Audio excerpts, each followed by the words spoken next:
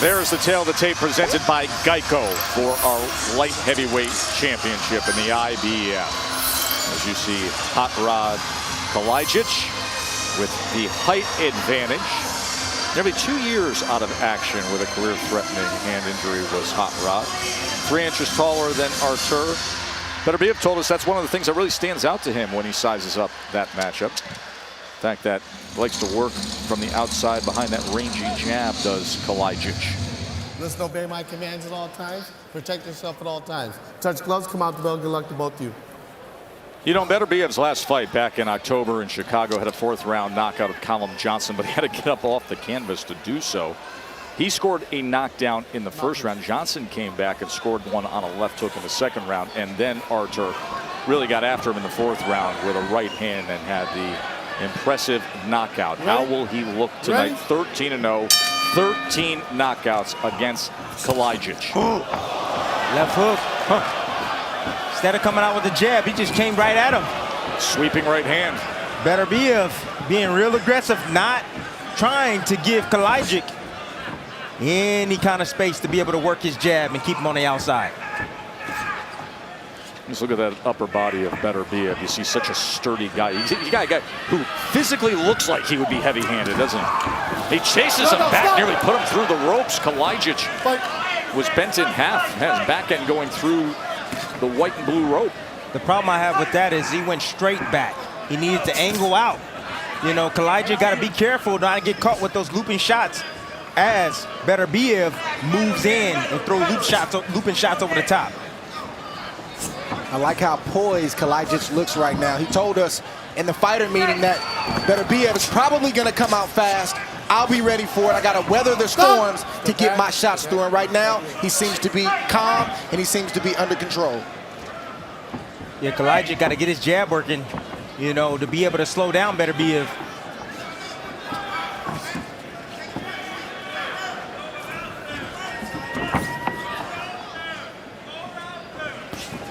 I've never seen Beterbiev move around so much.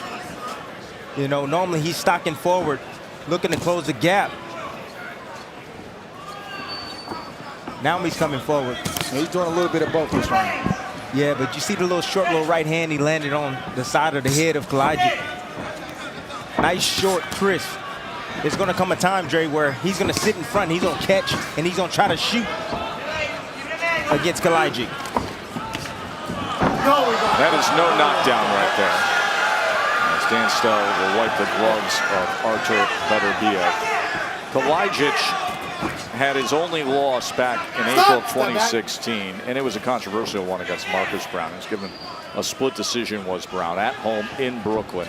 And Brown was fading late, was being pushed around, bullied by Rod in the final round. It was a knockdown that was handed to Brown, a couple that weren't given to Kalajdzic. And he walked away from that with a really sour taste, then had to deal with the hand issue that we discussed. The reason Beterbiev is not landing these big shots is because he's leading with those big shots, big right hands and big left hooks. And Kalajdzic is skillful enough, and he's been in the game long enough where he can see those kind of shots coming, and that's why he's getting out of the way. Kalajdzic was touching him just to that belt line moments ago. Now dancing on the outside. There's an awkwardness to him that you will see. Long, lanky, wiry guy. Missed 22 months before returning in July 2018 with that career-threatening hand injury. We caught up with him. Here's what he had to say about it. Saying he could barely make a fist. The condition was lacking blood flow to that right hand. Now here he is fighting for a world championship. Round number 2 here. Don't lift him up. Let's go. Against the IBF champion, Artur Beterbiev. Beterbiev just rushing in, coming in behind the jab. There's nothing coming at him, so that's the reason why he's able to get inside and land stuff over the top. Kalajdzic hasn't established a good jab yet. He's moving on his feet and you know, trying to, you know, keep the distance. But Beterbiev is closing that gap quickly on him. Bernardo, what's the early report from the corner of Rod Kalajdzic? Rick Kuranangan said we expected a strong start from Beterbiev. All we have to do is keep using angles, use our legs. We've got legs for 12 rounds, and just allow him to smother himself. Watch your back, Watch your back of the head. There's a warning for hitting behind the head. But Kalajdzic got to get some respect Stop. from Beterbiev. Dre, Beterbiev is just getting to where he wants to be all the time. I think Kalajdzic can get respect and will get respect, but it's a process. It's only the second round. He's got to find moments like this to let both hands go when he's safe to get those shots off. And that will allow him to box by getting his respect, like you just said. That was his best work so far, the combination from Kalajdzic. No. Let's go. That short right hand from Beterbiev hurt Kalajdzic right there. Not devastating, but it stung him. You know, Beterbiev is, you know, you see him, he's brute, he's strong, crude, you know, attacks. But he's very methodical in there, Dre. You know, I seen him throw a feint just to get Kalajdzic in a position where he can land a shot. Nice uppercut from Kalajdzic. That's a shot that's open for him. But Beterbiev is sneaky, man. A lot of cleverness in him. Fellas, Beterbiev isn't just sneaky, he's physically stronger. Kalajdzic has a 3.5-inch reach advantage. What he hasn't shown is being strong enough to keep Beterbiev off. Exactly right, Mark.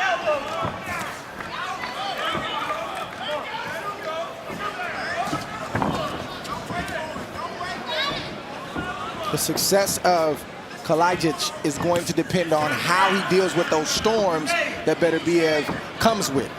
That's going to happen multiple times throughout the course of a fight like this when you have a boxer and more of a puncher. You got to be able to weather those storms and then get back to the game plan. Right now, he's having a hard time dealing with the pressure. He's got to pick that jab up, and I'm talking about Kalajdzic. End of 2 here for the IBF light heavyweight title. Back up. Let's go. Joe, Tim, Andre, Mark, Bernardo with you here in Stockton, California. As Beterbiev starts off this third round, where he did the first, coming up charging against Hot Rod Kalajdzic. Got that nickname Hot Rod because he was wearing a Hot Rod t-shirt in high school and stuck. See, at some point, Kalajdzic is going to have to make a shorter turn when Beterbiev charges him, and he's got to make Beterbiev pay. He's got to hit Beterbiev with something that's going to get some kind of respect to make Beterbiev think twice before he charges him. As long as he just circles away, Beterbiev says, I can do this all night long, but you got to make him pay. Yeah, Beterbiev lunging forward. His head is getting past his knee when he's attacking. The uppercut is available for Kalajdzic, but I think he's afraid to throw it because he's been hit with some left hooks from Beterbiev. Absolutely, he doesn't want to open up to get hit with right hands like that. But he don't have to take a chance. You got to keep this bull up off of him. And I'm talking about Kalajdzic. Right on the inside, and it was a right hand that landed for Rod, and then Beterbiev comes back and has a short shot that has success with it as well. I don't like what I'm seeing from Kalajdzic. He's sitting there trading with Beterbiev. He don't need to be doing that. He's serving his chin up on a platter right now as he's throwing combinations while he's swinging. Really has a willingness to do so here in the first half of round 3, though, doesn't he? Sure does. He was a little too comfortable sitting in that pocket and trying to trade with Beterbiev. Well, that's the Kalajdzic that his team told us we weren't going to see, at least early in this fight. I think the boxing isn't working right now for Team Kalajdzic, so he's going back to the low-hanging fruit, which is stand there and fight. That's not going to serve him well. Not with a guy like Beterbiev. Serves the fans, serves the viewers. It's entertaining with the action we're seeing here, but can he sustain it? Trading punches. Look at this. Back and forth they go. Short right hand from the tip, and Kalajdzic is hurt. Paid the price. That's a technical knockdown. The rope supported him as the knee was going down. 4, 5, 6. We saw it coming. What could potentially be too risky of a strategy, and he just paid the price. 45 seconds to go here in round 3. The champ in control, having scored the knockdown. That's what happens when you lose discipline. You can still fight in spots at the right time. He's not fighting at the right time. He's just slugging. He threw caution to the wind, and that's why he's potentially going to get caught with another shot like that very, very soon, because Beterbiev is lining up Kalajdzic. It was a chopping right hand that came down moments ago. And I could just see the pedigree of Beterbiev. You know, he just looks smarter. You know, he knows exactly what he's doing. He's breaking down Kalajdzic. It's not just boxing. That's called power boxing from Beterbiev. He's hurt. Big round for Beterbiev. You heard Back up. the trainer for Rod Kalajdzic said, Rod, box, box. That's not what he did in the last round. He was comfortable brawling on the inside, and now with the damage done, the ringside physician's going to take a peek at him. Stay here.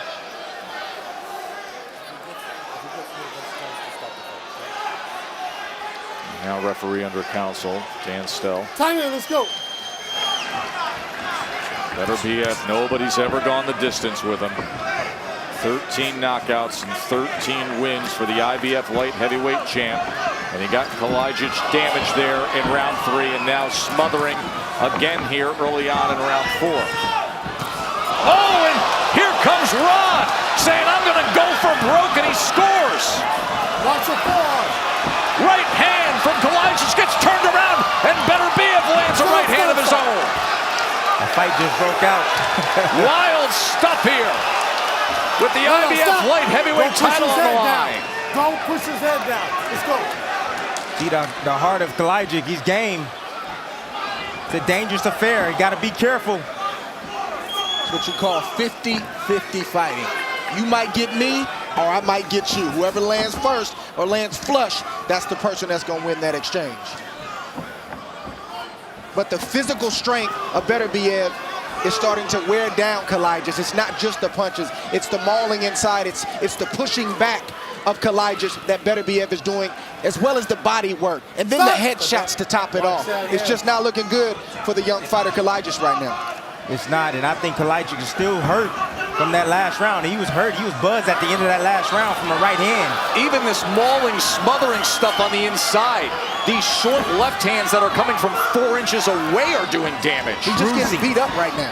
Look at this. That is better. Bruising is a great descriptive for Beterbiev. A mauling bruiser of a light heavyweight. And you can tell by looking at Kalajdzic, mentally, he's out of answers. He doesn't know what to do right now. So he's just going to fight. That's it. The gap, he don't know how to fight in the inside, Dre. That's the problem. Nice short uppercut there by him. Snuck that in. But he's having problems keeping the distance, keeping this bull up off of him. Beterbiev needs to give himself a little bit of space, line up that right hand, and finish off with the left hook. It's going to be a looping shot, Dre, from Beterbiev. That's going to hurt Kalajdzic. You see a right hand coming around. Right hand looping or a left hook as he pulls away towards his right. That's the range that Beterbiev wants to be at right now. That's a danger zone if you're Hot Rod. And there is the right hand that was able to get around the guard of that left. Then he goes to the body with one as well. Chopping right hand. Overhand right from Beterbiev. And Rod is hurt again. He's hurt. Wobbly feet, but yet willing to exchange. Oh, he tried to go with a one-punch knockout of an uppercut that just missed. He wanted it all right there in that uppercut.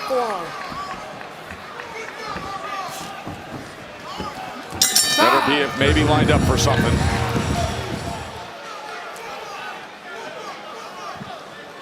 Back-to-back rounds in which the challenger, Rod Kalajdzic, was damaged. And now another visit to the ringside physician. You got to defend yourself or I'm going to stop this fight. You understand me? You hear Dan Stell say, you have to defend yourself. His legs don't look stable at all. They haven't for about 2 rounds.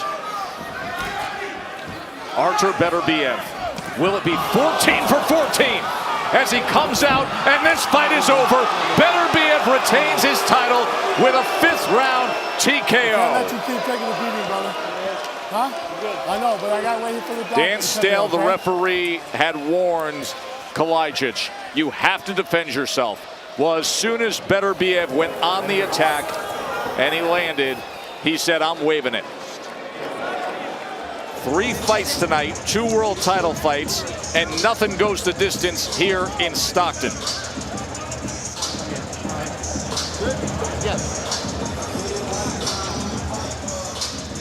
Here's the stoppage. Yeah, just too much pressure from Beterbiev. Nice overhand right. That's the shot that I said it was going to land, and it landed hard. And the ref just stepped in and seen enough. The legs of Kalajdzic was just not underneath him at all. Big overhand right on the temple as he pulls straight back, and the pressure coming from Beterbiev all night long, and they destroyed the man Kalajdzic, man. Great stop by the ref. No need to let that continue because it was only going to get ugly from there. Or uglier, because it was already ugly. And remember what we said earlier about the light heavyweight division, a division in which we expect unification bouts to happen this year, and we expect Artur Beterbiev to most likely be one of the participants of having a couple champs fight. Let's go up to the ring to Jimmy Lennon Jr. Ladies and gentlemen, we have the time of 13 seconds in round number 5. A referee in charge stops the contest. He is the winner by way of knockout, improving to 14-0 with 14 knockouts, and he is still the IBF light heavyweight champion of the world, Artur Beterbiev. Take a quick break. When we come back, Bernardo will talk to the champ, Artur Beterbiev. TKO win, 14-0 with 14 knockouts. Stick around. Artur, 14 victories, all of them before the final bell. What was the key to victory tonight? I don't know. I'm just in gym. I work hard, you know. I'm in the gym. I work 100%. Maybe this one, I don't know. Maybe one day I'm a good boxer, you know. Yeah, what didn't work for you tonight? Were you smothering your punches? What would you like to improve on what you did tonight? Tonight, I'm not happy for my fight, you know.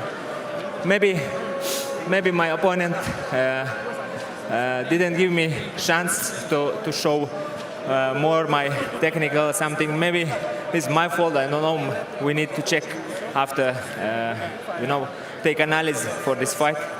There's a lot of talent at 175. You know a lot of them from the amateur days, be it Sergey Kovalev, who called you out when he won the title, be it Dmitry Bivol, Vozdik. Who do you want next? I want the unification fight, if possible. Unification fight. I'm very happy for starting working with top rank, Bob Arum. It's a history company, you know. Work with SPN. Thank you very much for everybody who helped me, for my team, for everybody. Thank you very much. Joe, as you well know, 3 of the 4 champions are under top rank at 175, and Bob Arum told me getting Bivol would not be a problem either, so the title will be unified soon. Yeah, listen, anytime you hear the fighters saying, I want unification, that's exactly what you're looking for.